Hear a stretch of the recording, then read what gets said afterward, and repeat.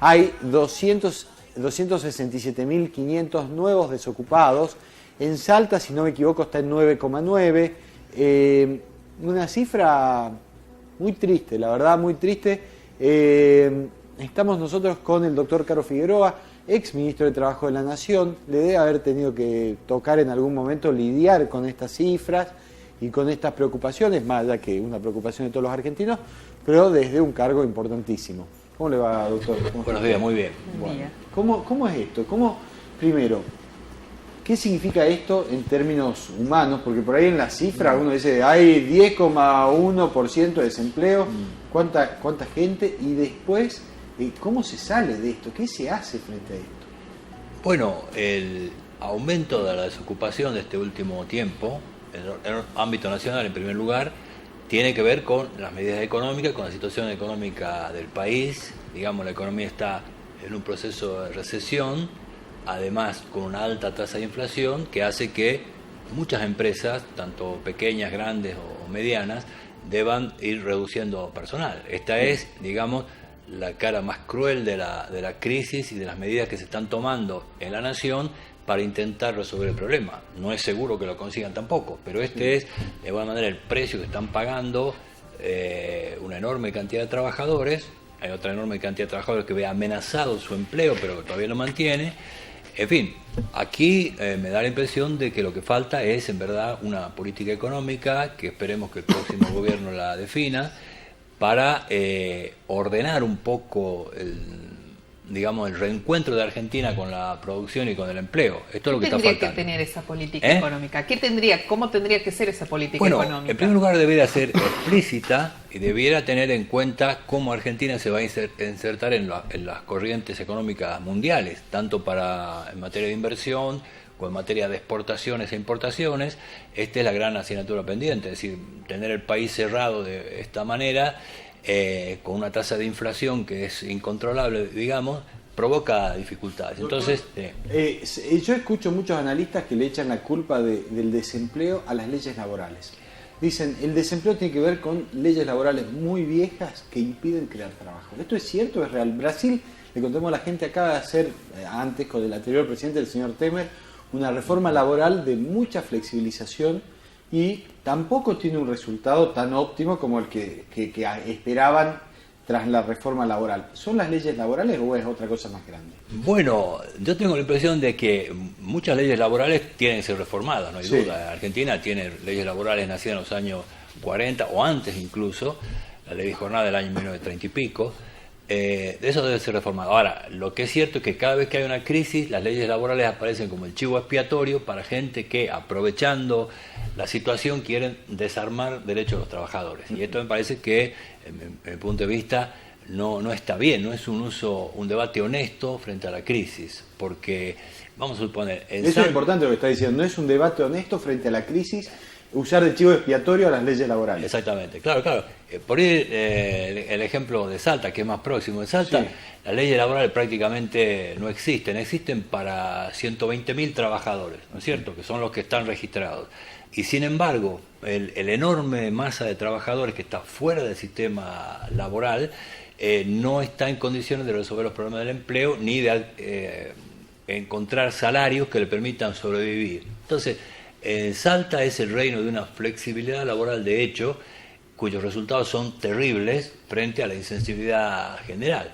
Porque en Salta... Es importante lo que está diciendo, hay una flexibilidad laboral de hecho, o sea, en los hechos las leyes laborales no corren, están ahí, están escritas, están todo, pero en los hechos acá vos aceptás lo que te doy y laburás con estas condiciones que no son las de las leyes laborales o no te doy laburo. Exactamente. Eso ocurre porque cuando uno va a la Administración del Trabajo, suponga a la ventanilla de la Secretaría de Trabajo, que no tiene política laboral ninguna y menos política de empleo, o va a la ventanilla de los juzgados del trabajo, o a la ventanilla de la Superintendencia de Riesgo del Trabajo, se va a encontrar con que esos derechos que están proclamados en leyes que figuran en los códigos de Buenos Aires no son realidad en Salta. Porque este gobierno y el anterior creen que Salta debe ser una especie de zona franca laboral, que aquí no hay condiciones para que las leyes laborales se cumplan. Entonces, es tremendo lo que está diciendo, doctor. Zona franca laboral, o sea, acá puede hacer lo que quiera. Guerra libre.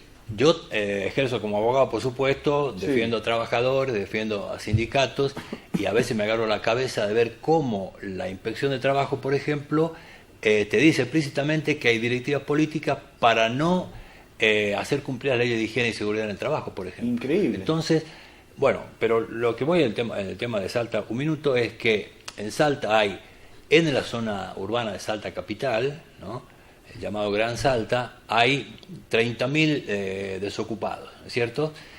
Esto llevado al ámbito de toda la provincia deben ser más o menos 50, 60.000 trabajadores que no tienen empleo en Salta y además no tienen cobertura de desempleo. Pero lo que ocurre es que los que están ocupados tienen salarios que no, muchos de ellos, ¿no?, que no les permiten salir de la línea de pobreza, es decir, son asalariados pobres. Laburan y aún así no cubren la canasta básica. Exactamente, no cubren la canasta básica.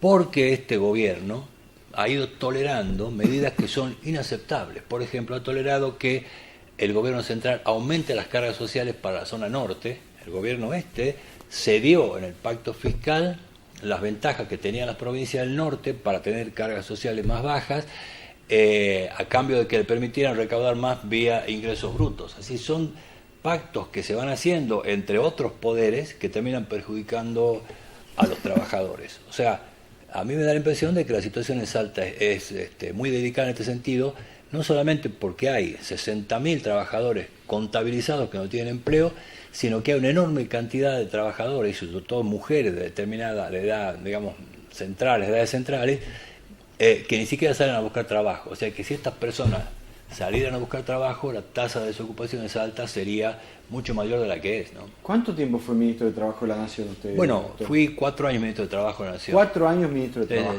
Sí. ¿Cuál fue el desafío más grande? ¿Cómo se vive el cargo ese? Bueno, antes había sido secretario de Trabajo con el doctor Alfonsín, 2 años. Es un cargo muy complicado porque, sobre todo cuando explota el desempleo. A mí me tocó la crisis del tequila, donde el desempleo llegó a cifras francamente altas. Y pese a eso, o en ese marco, logramos un acuerdo con la CGT y con la patronal, la UIA y el resto de las patronales, para establecer algunas reformas al mercado de trabajo, pero el marco era totalmente distinto, porque en ese momento no había inflación ni había devaluaciones, porque era una convertibilidad. Entonces tenía un cierto sentido organizar de nuevo el mercado de trabajo, las relaciones laborales.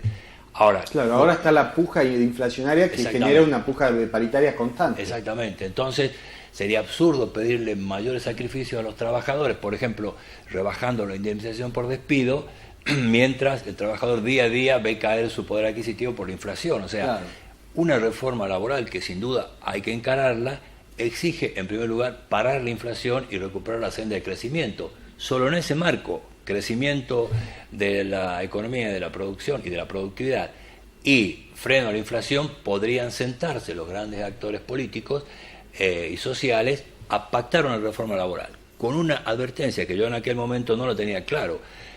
Como estaba en Buenos Aires, tenía de alguna manera una visión centralista también de las relaciones laborales. Hoy, que llevo 10 o 12 años viviendo y trabajando en Salta, me doy cuenta que esa reforma laboral debe tener un marco federalista. Por regiones. Por regiones, sí, debemos abordar los problemas regionales que son distintos, como por ejemplo lo está haciendo el gobierno de Jujuy. El gobierno de Salta no tiene horizonte, no sabe a dónde llevar, salvo operaciones de marketing y propaganda. En cambio, el gobierno de Jujuy, que he estado conversando últimamente con gente que conoce bien a fondo, tiene una visión estratégica de Jujuy y está resolviendo problemas ancestrales que tenía Jujuy, haciendo énfasis en la producción de energía, en terrenos novedosos de la informática y en la minería. O sea, Jujuy va a salir adelante porque tiene esa visión estratégica y tiene una clase dirigente preparada y vinculada nacionalmente para tener resultados. En Salta, desgraciadamente, en ninguna de estas condiciones están, ¿no? Está clarísimo. Me quedo pensando, aparte, lo que usted decía, ¿no? Trabajadores, primero, flexibilidad, zona liberada para la flexibilidad laboral. O sea, trabajadores que sí tienen laburo, pero aceptando lo que sea. Y segundo, este ajuste del salario del trabajador vía inflación. O sea, que el trabajador ya hizo esfuerzos. Sería muy, muy duro pedirle más esfuerzos aún, ¿no? Y después, esto que algunas consultoras dicen, el desempleo va a continuar creciendo. Hay una consultora que se llama Radar. Todas las consultoras tienen su afiliación política, más afinidad con el gobierno, con la oposición, etcétera, pero prevé un 12% de inflación. Imagínate, celebraríamos con 12%, un 12% de desocupación para fin de año. ¿Usted cree que va a seguir creciendo la desocupación? Bueno, si no se hace nada y todo sigue como está, la desocupación va a seguir creciendo, y sobre todo en el norte, con el agravante que el norte, nuestra mano de obra, no está suficientemente capacitada, sin que nadie haga nada por capacitar a esos trabajadores. Voy al caso de Jujuy. Según me explicaron, trabajadores de la minería del litio, las empresas que invierten necesitaban mano de obra, y dijeron, no hay en Jujuy gente capacitada para estos emprendimientos, necesitaban 1.000 trabajadores. Sí. El gobernador dijo, traigan 30 o 40, me parece que eran trabajadores bolivianos que conocían el oficio de la minería, y cada uno de estos va a formar a 10 o 20 jujeños, y así ocurrió. Y esos jujeños hoy están trabajando en la riqueza del litio, por ejemplo. En Salta no ocurre nada de esto, hay absoluta insensibilidad frente al problema de la falta de cualificación de los trabajadores. Lo que usted dice es cierto, incluso las empresas mineras que se asentaron en Jujuy iban a contratar gente de Catamarca, que ya tenía la experiencia, de San Juan, de Bolivia, de Chile, pero no jujeños porque no sabían cómo trabajar la minería. Y Morales le dijo no. Morales le dijo no, vengan, traigan, enseñen y contraten jujeños, y se los puso como condición de inversión, ¿no? Claro. La verdad que sí, es una visión que acá, bueno, evidentemente no está, ¿no? Esto es puro marketing, lamentablemente, es decir, y además como estamos en una sociedad que le cuesta organizarse para protestar, hay gente que especula con esta especie de bajar los brazos que tienen muchos sectores sociales, ¿no? Hay no solamente trabajadores, sino intelectuales mismos que bajan los brazos y dicen, esto es así, siempre va a ser así. Hay una tensión muy fuerte, porque de un lado uno tiene que, y nos dijeron durante mucho tiempo, que las mini pymes, las pymes son las grandes generadoras de trabajo. Si bien las grandes empresas te toman 1.000 personas, 2.000 personas, pero muchas pymes te toman muchísimas personas, ¿sí? Entonces, esa mini pyme, esa pyme, cada vez que va a tomar un trabajador te dice, está bien, yo quiero blanquearlo al trabajador, quiero que tenga sus derechos laborales, pero yo estoy, por abajo de esta línea me hundo, por arriba, y yo estoy ahí, a la par, o sea, luchando para sobrevivir. Entonces, el Estado, que se lleva tanto, obliga a una lucha entre el trabajador y una patronal muy débil, no una patronal así, no es la Coca-Cola, el señor que tiene una herrería, el señor que tiene una carpintería, que tiene 1 o 2 empleados. ¿Y eso cómo se soluciona? Bueno, primero con el diagnóstico, que me parece perfecto, o sea, así como el trabajador se sienta con su empleador, en algunos casos se sienta a discutir el salario, nadie se sienta con la dirección de renta o con la AFIP para ver qué parte de la torta se van a llevar ellos. Si le sale un decreto y se lleva esa parte de la torta. Entonces, aquí el principal adversario del empleo y de las pequeñas empresas y de los emprendedores individuales en Salta es el Estado, la dupla AFIP, Dirección de Rentas, que asfixia a los microemprendimientos. No son ni los sindicatos, ni menos los trabajadores. No son los sindicatos. No, ni menos los trabajadores. Nosotros compramos durante mucho tiempo los sindicatos. Los sindicatos tienen otros vicios que habrá que corregir, falta de democracia, falta de transparencia, etcétera. Ahora, atribuirles a ellos la responsabilidad del desempleo o del alto costo laboral o de la falta de productividad es absolutamente falso, incierto, y menos en Salta. Yo he visto trabajar a trabajadores, obreros, en sectores altamente contaminados, donde no hay ninguna posibilidad de inspeccionar ese centro de trabajo contaminado, trabajar jornadas extenuantes por salario de 15, 16 mil pesos. O sea, no le podemos echar la culpa al trabajador que aporta su esfuerzo, aun sabiendo que está pagando con su salud y con su futuro. No le podemos echar la culpa de la situación de crisis. Debería el Estado provincial redefinir su papel y decir, aquí no hay más zona franca, vamos a definir los costos, qué parte se va a llevar la DGI o la FIP y rentas, y cómo vamos a lograr que lentamente los trabajadores salteños se capaciten y los emprendedores salteños o que vienen de fuera encuentren un clima que hoy no hay para invertir, ¿no? ¿Hay otros lugares del mundo donde se paga un impuesto al trabajo tan alto? Porque acá esto ya es casi un impuesto al trabajo así. El Estado, vos generás un puesto de laburo y te cae encima al trabajador y al empleador, a los dos. Claro. Yo no conozco, es decir, lo que estoy seguro es que no hay ningún sitio donde pagando el 40 o 50% de impuestos al trabajo, el trabajador obtenga tan malas prestaciones de obra social, tan malas prestaciones jubilatorias, tan malas prestaciones, digamos, de apoyo cuando en situaciones de emergencia que tiene el trabajador. Puede ser que en Finlandia o en Suecia hubiera esa carga social, pero el estado de bienestar de aquellos países tiene una calidad que aquí no existe. O sea, aquí lo que se llevan, como se diría, no sé si dicen Salta o en España, el gato al agua, son aquellos que están vinculados al Estado, haciendo negocios con la política, sobre todo vía obra pública, y el propio Estado que recauda en perjuicio de la productividad y la equitativa distribución de la renta, ¿no? Todo el mundo, hasta, no sé si es una cita bíblica, pero no decía te ganarás el pan con el sudor de tu frente. El trabajo es importante para una persona, digamos, la hace como persona. ¿Cómo ve usted que el gobernador Urtubey en la última reestructuración de ministerios juntó ministerios así muy diferentes como producción, ambiente y trabajo? Agarró 3 ministerios, lo que antes eran 3 ministerios, y juntó ambiente, producción y trabajo, lo juntó y al Ministerio de Trabajo medio que lo bajó a secretaría. Bueno, eso ya a mí me parece un error técnico, porque el argumento que gasta mucho dinero, eso es falso, porque el ministerio sigue gastando lo mismo que antes. No echaron a nadie, o sea, hay 2 ministros menos, nada más. Exactamente. A mí me parece, pero revela, digamos, una orientación que tiene el gobernador. Esta es la ratificación de la zona franca en Salta, porque me da la impresión que funcionarios de esa área eran los que escondían trabajadores negros en la cámara frigorífica en su momento, para cuando venía una inspección de trabajo. O sea, aquí la situación esta, en fin, me parece que exige un debate en profundidad, donde los sindicatos salteños, las patronales salteñas, los que, digamos, organizan, o los intelectuales que piensan los temas laborales, deberíamos juntarnos para debatir en realidad este problema, que es un problema de enorme gravedad. Salta que ya está muy rezagada, estamos en la cola de todos los indicadores sociales, y vamos a ir a peor si nuestra clase dirigente no tiene la honestidad, en lugar de estos minués que hacen, como no sé cómo lo decía recién, que aparecen de un lado y desaparecen por otro. En lugar de estas jugarretas, debían sentarse a debatir el futuro de Salta y tomar, no ya como ejemplo Finlandia, que queda muy lejos, sino Jujuy, que está ahí nomás, ¿no? Acá al lado. Así es.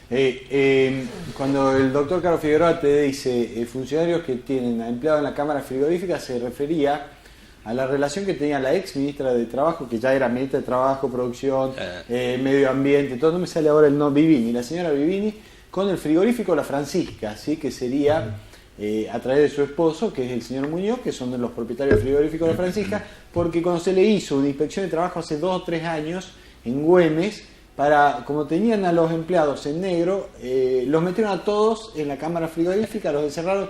Yo no sé si es directamente el esposo de la ministra, sino familia de la ministra. Bueno, los metieron a todos en la cámara frigorífica y los empleados ahí en la cámara frigorífica, los encerraron. Fue un escándalo, salió en los medios, salió en todos lados, y años después termina asumiendo el ministro de Trabajo.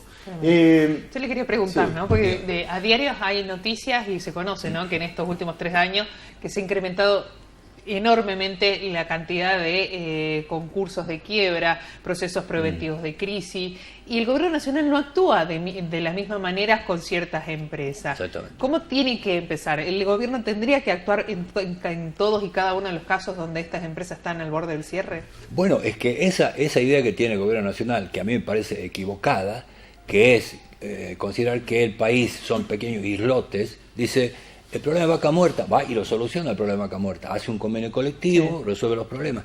El problema es Sancor, va y lo resuelve. El problema es la industria electrónica de Tierra del Fuego, va y lo resuelve. El problema de la textil y calzado de la Pampa Húmeda, lo resuelve. En cambio, los problemas salteños, supóngase frigorífico, el ingenio San Isidro, el gobierno de Salta se borra, digamos, no tiene la decisión de asumir los problemas que son suyos, o exigirle a la nación, así como resuelve los problemas de Vaca Muerta, resuelva los problemas de nuestra zona hidrocarburífera, que está abandonada tras años de decisiones erróneas que tomó este gobierno en materia de precios y en materia de regalías.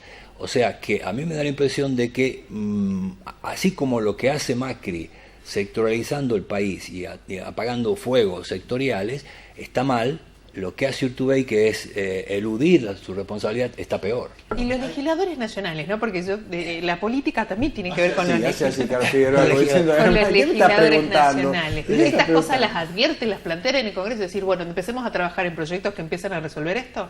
Me parece, yo estuve aquí con el diputado Cosiner un día en un programa que se estaba discutiendo el pacto fiscal federal y algo le dijimos que no, estaba Buller, que me parece también, que no debían permitir que se derogara el decreto 814 que bajaba las cargas sociales en el norte. Los diputados fueron y votaron lo que correspondía. Es decir, la idea federal que tienen los legisladores salteños, no sé si el resto de otras provincias, es cercana a cero. Son portavoces de una visión unitaria del país que solamente quiere que nadie les toque su nido, es decir, que nadie se meta en los intríngulos de la política local.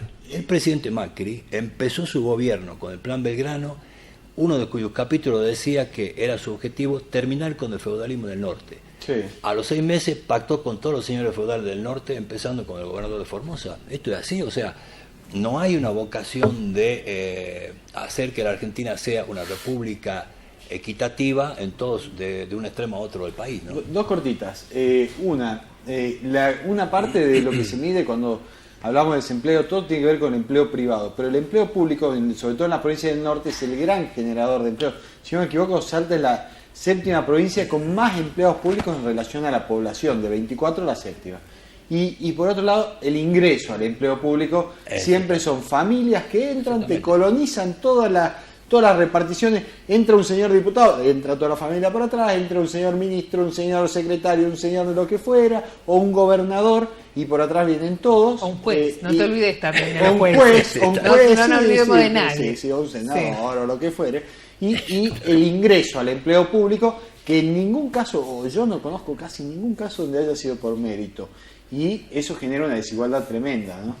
Claro, el mérito en Salta no existe. Existe el contacto, el amigo, el tío, el sobrino, el hermano, el caso notorio, de modo tal de que el empleo público, que efectivamente hoy hay en Salta, si yo sumo el empleo municipal, hay más empleos públicos que empleos privados registrados. Entonces, esto es una deformación. Los empleados públicos entran saltándose los sistemas que indica la Constitución, que el mérito es la condición para acceder al empleo público. Esto es todo discrecional y esto desalienta.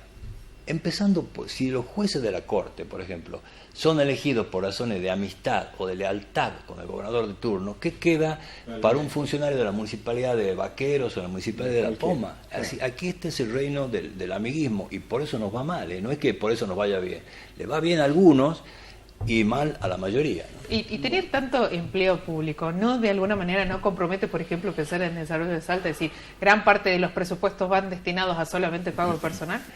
Bueno, por supuesto que eso compromete la capacidad de inversión, por ejemplo, del propio Estado, pero es que además ese Estado, digamos, ese mega Estado que tiene Salta con 110.000 trabajadores, es un Estado ineficiente. Vaya usted a cualquier ventanilla, empezando por la del Poder Judicial, que tiene, en fin, algunas ventajas